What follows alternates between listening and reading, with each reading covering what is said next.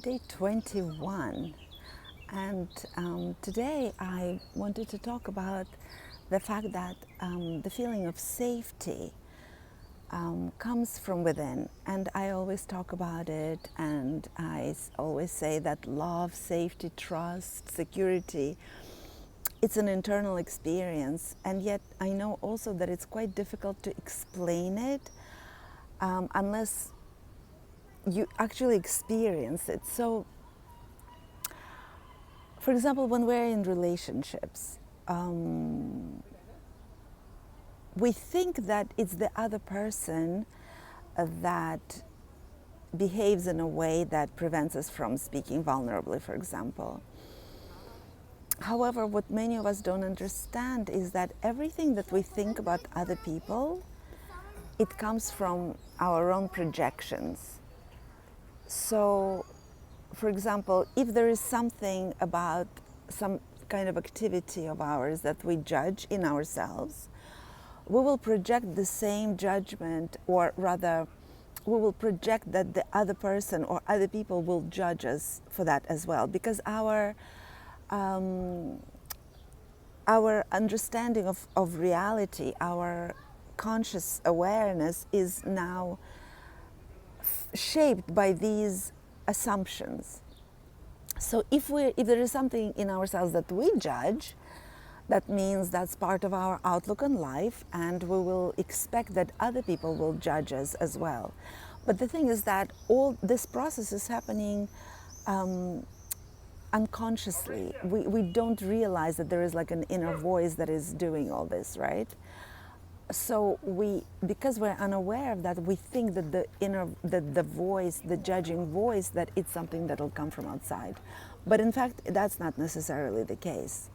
So the only way to be safe is to, in a way, get to the point where you feel secure enough in yourself, secure enough to be you, so that you take a risk by revealing yourself.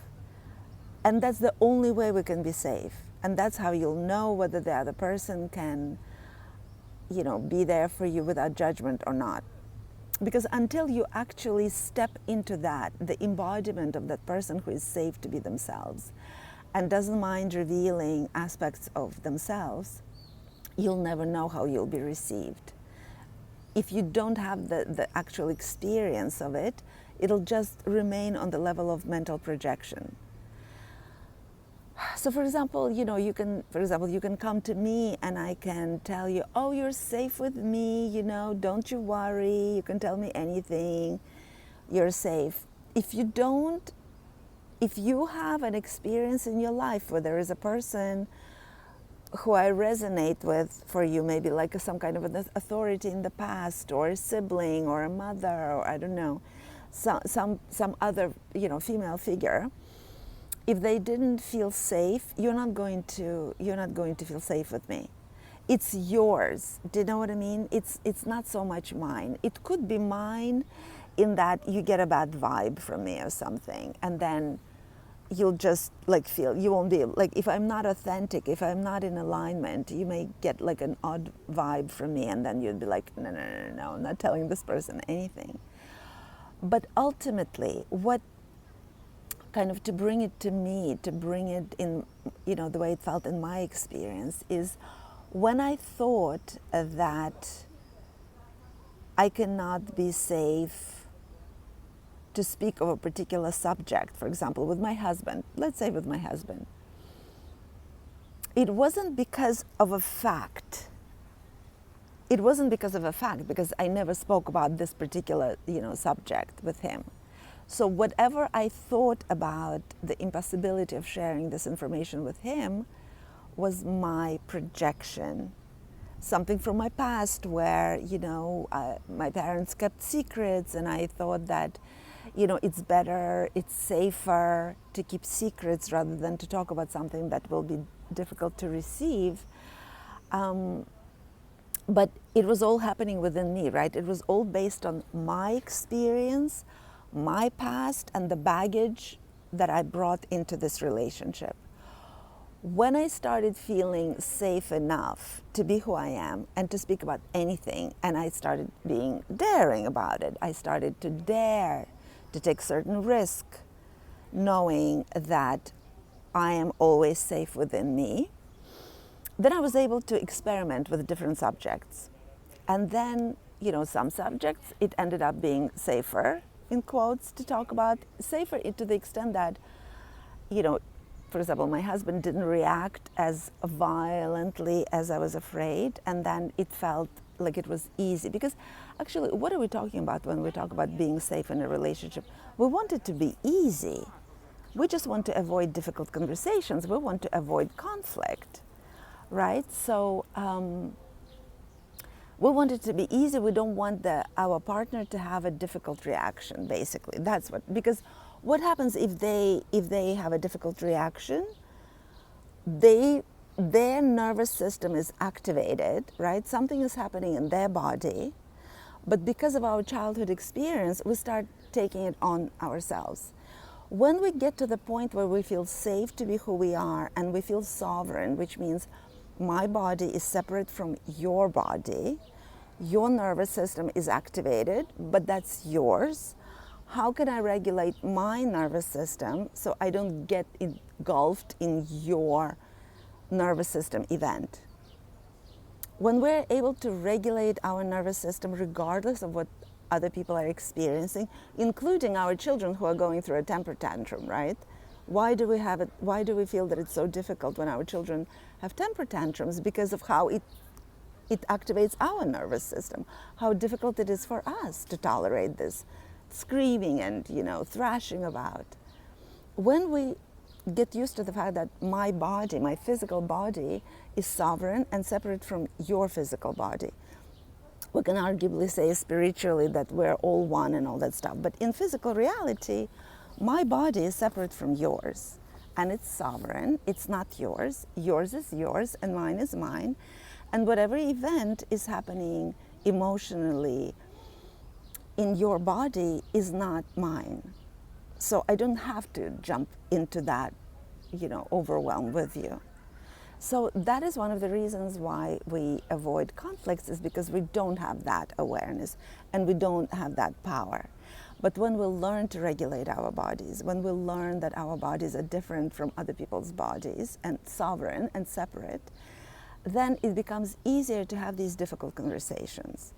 And then coming back to, so then what is safety, right? Safety is not something that we get from outside. Safety ultimately is, I am safe in my body, and I know that even if my truth won't be well received by this other person, I'm still in my truth. And I felt it was important for me to express it. So, it's just like everything, right? Like everything that I always say, we think that our experience is because of what other people did or something about life that's happening that we don't like. So we justify what we're feeling by attributing it to what's happening on the outside or what somebody else is doing. But that's not the truth. That's not real. What's actually happening in your body is yours. And the fact that you're triggered by these outside circumstances or outside people, it's still yours. Because they have the right to be who they are. And you are responsible for what you're feeling and experiencing. And I know that, people will have all kinds of opinions about this, and we may not all agree on that, but this is from my experience.